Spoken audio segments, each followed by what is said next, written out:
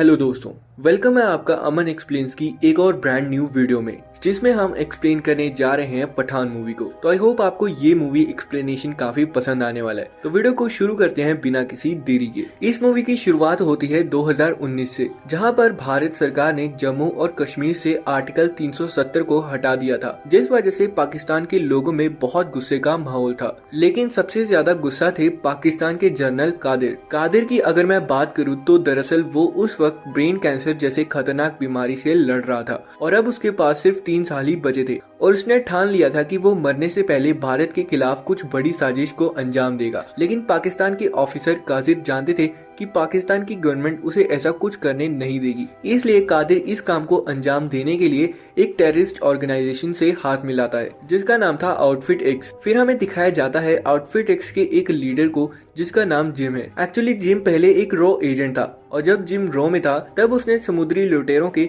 एक मिशन को फेल किया था, जिस वजह से समुद्री लुटेरों ने उसे और उसकी वाइफ को बंदी बना लिया था और उसे छोड़ने के लिए भारत सरकार से लुटेरों ने 10 करोड़ रुपए की मांग की थी। लेकिन भारत सरकार ने 10 करोड़ देने से मना कर दिया था। इसी वजह से गुस्से में आकर लुटेरों ने जिम के वाइफ को मार दिया, जो कि प्रेग्नेंट थी, पर जिम किसी तरह वहां से खुद को बचाकर निकल गया।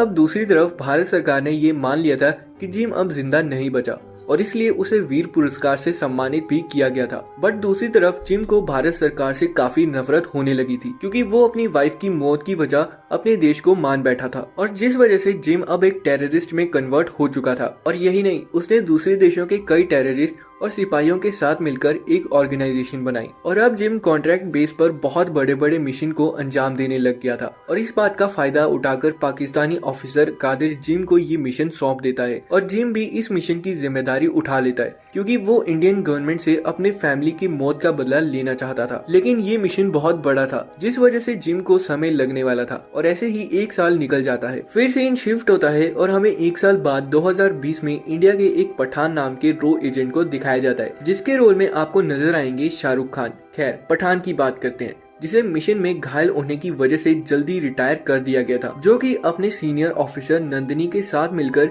एक नया डिपार्टमेंट बनाता है, जिसका नाम है GOCR। और वो इस डिपार्टमेंट में अपने ही जैसे सोल्जर्स को भर्ती करता है, जिन्हें जिस किसी वजह से जल्दी रिटायर कर दिया गया था, ताकि वो सोल्जर्स की मदद से ऐसे मिशंस को अंजाम दे सके जिसकी जिम्मेदारी कोई नहीं ले सकता।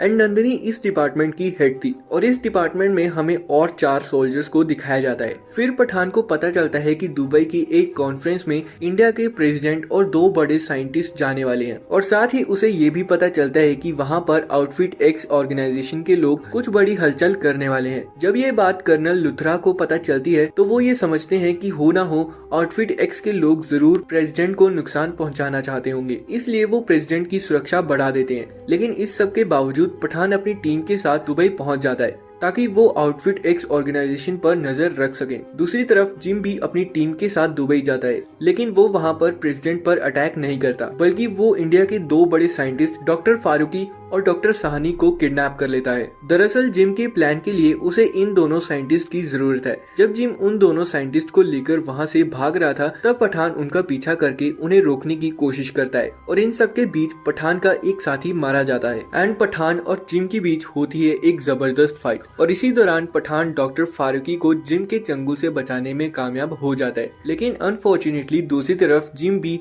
डॉक्टर साहनी को अपने साथ ले जाता है, जिसके बाद पठान और उसकी टीम इंडिया वापस आ जाती है और फिर वो इस बात का पता लगाते हैं कि दुबई के मुठभेड़ में मारे गए जिम के साथियों को कुछ ही दिनों पहले किसी ने पैसे भेजे थे और वो पैसे भेजने वाली थी पाकिस्तान की एक डॉक्टर रुबीना मोहसिन। और रुबीना मोहसिन इस वक्त स्पेन में थी, जिस वजह से पठान रुबीना से मिलने के लिए स्पेन चला जाता है ताकि वो रुबीना के जरिए आउटफिट एक्स ऑर्गेनाइजेशन के बारे में पता लगा सके। और जब पठान रुबीना का पीछा करता है तब जिम और उसके साथी पठान पर अटैक कर देते हैं और उसको पकड़ लेते हैं। दरअसल रुबीना पाकिस्तान की ISI एजेंट थी और उस वक्त आउटफिट एक्स ऑर्गेनाइजेशन के लिए काम कर रही थी और ये रुबीना और जिम का ही प्लान था कि पठान किसी तरह से स्पेन पहुंच जाए, क्योंकि जिम इंडिया के खिलाफ जो प्लान कर रहा था उसके लिए उसे खास चीजों की जरूरत थी, जो कि सिर्फ उसे पठान लाकर दे सकता था। फिर जिम पठान को अपने ऑर्गेनाइजेशन में शामिल होने के लिए ऑफर देता है, लेकिन पठान जिम को इसके लिए साफ मना कर देता है। फिर जिम अपने लोगों से पठान को मारने के लिए कहता है और खुद वहाँ से चला जाता है। लेकिन जब जिम वहाँ पर जाता है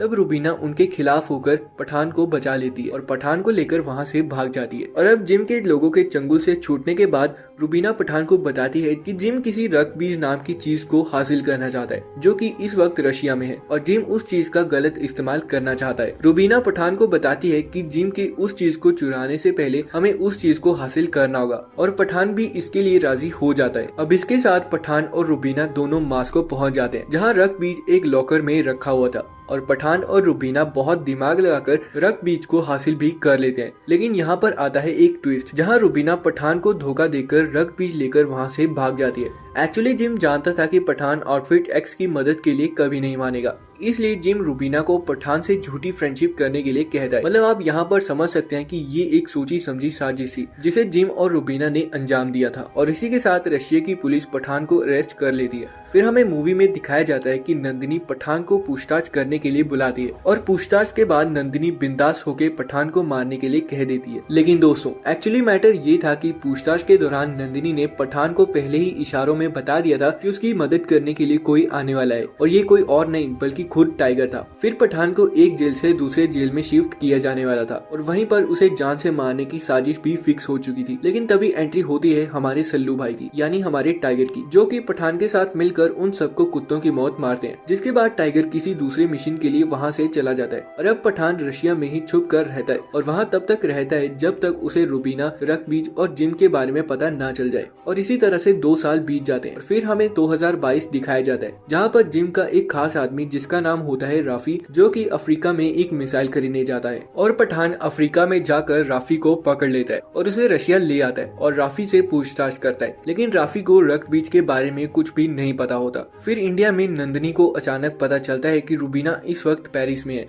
और वो ये बात पठान को बताती है, और फिर पठान रूबीना को ढूंढने के लिए पेरिस चला जाता है, जहां उसकी मुलाकात रूबीना से होती है। अचानक हुई इस एक्टिविटी को पठान समझ गया था कि रूबीना जानबूझकर सीसीटीवी कैमरे में आई थी, और फिर रूबीना पठान को जिम का सारा प्लान बताती है कि एक्चुअली रक्तबीज स्मॉल पॉक्स का एक वायरस था, एंड स्मॉल पॉक्स की वैक्सीन पहले से ही मौजूद है, बट उसका असर भी अब बहुत कम हो चुका है। लेकिन जिम उस वायरस का इस्तेमाल करके उसे भी एक बहुत खतरनाक वायरस बनाना चाहता था, जिसके लिए उसने डॉक्टर साहनी को किडनैप किया था। और अब फाइनली जिम उस खतरनाक वायरस को बनाने में सक्सेसफुल हो जाता है, और ये वायरस इतना खतरनाक था कि ये बहुत कम टाइम में किसी भी इंसान की जान ले सकता था। और जिम का यही प्लान था कि वो इस वायरस को मिसाइल के जरिए इंडिया में फैलाएगा। जब रूबीना को पता चलता है कि जिम ये सब जनरल कादिर के लिए कर रहा है, और वो भी पाकिस्तान गवर्नमेंट से छुप कर, तब रूबीना जिम और आउटफिट एक्स के खिलाफ हो जाती है। रूबीना ये जानती थी कि वायरस की वजह से करोड़ों लोगों की जान जा सकती है, इसलिए वो अब पठान का साथ देने के लिए तैयार हो जाती है। फिर रूबीना फ्रांस के उस सीक्रेट लैब में जाती है जिसे डॉक्टर साहनी ने तैयार किया था, और उसे वहाँ पर 2 आर्क दिखाई देते हैं जिन्हें 2 स्पेरिकल कंटेनर में रखा हुआ था।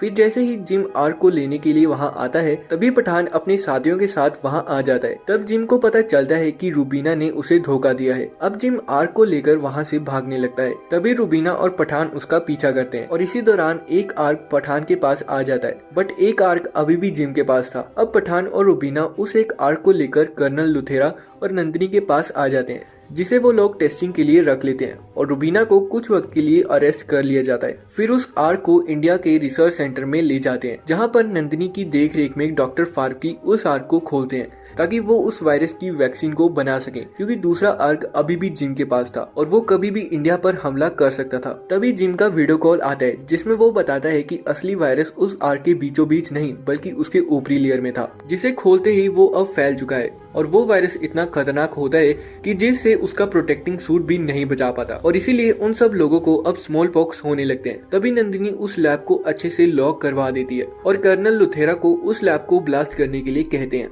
ताकि ये वायरस वहीं पर खत्म हो जाए। और अब वायरस को खत्म करने के लिए उस लैब को ब्लास्ट भी कर दिया जाता है, जिसमें नंदिनी, डॉक्टर फारूकी और कई सारे साइंटिस्ट मारे जाते हैं। और उसके बाद जिम फिर से कर्नल लुथेरा को वीडियो कॉल करके बताता है कि उन्हें आने वाले 24 घंटों में कश्मीर से उनकी सारी आर्मी फोर्स वहाँ से हटानी होगी, वरना वो रक्त बीज को अपने मिसाइल के जरिए इंडिया के किसी भी स्टेट में भेज देंगे। लेकिन जिम और ऑफिसर कादिर जानते थे कि किसी भी हालत में इंडिया कश्मीर को नहीं छोड़ेगा, इसलिए उन्होंने इस वायरस को इंडिया में ब्लास्ट करने की तैयारी कर दी थी। इसलिए पठान राफी से दोबारा पूछताछ करता है। तब उसे पता चलता है कि जिम की मिसाइल इस वक्त अफगानिस्तान में है और इसी के साथ पठान रुबीना और उसके साथी अफगानिस्तान के लिए निकल जाते हैं और अफगानिस्तान में पठान और उनके साथी प्लान बनाकर जिम के साथियों को ढूंढते हैं और उनके जरिए अड्डे पर पहुंच जाते हैं जहां पर मिसाइलों को रखा गया था, जहां उसी अड्डे पर जिम और ऑफिसर कादिर दोनों मौजूद होते हैं। पठान के वहां पहुंचने के बाद होती है शानदार फाइट और यही नहीं, इस प्लान का मास्टरमाइंड ऑफिसर कादिर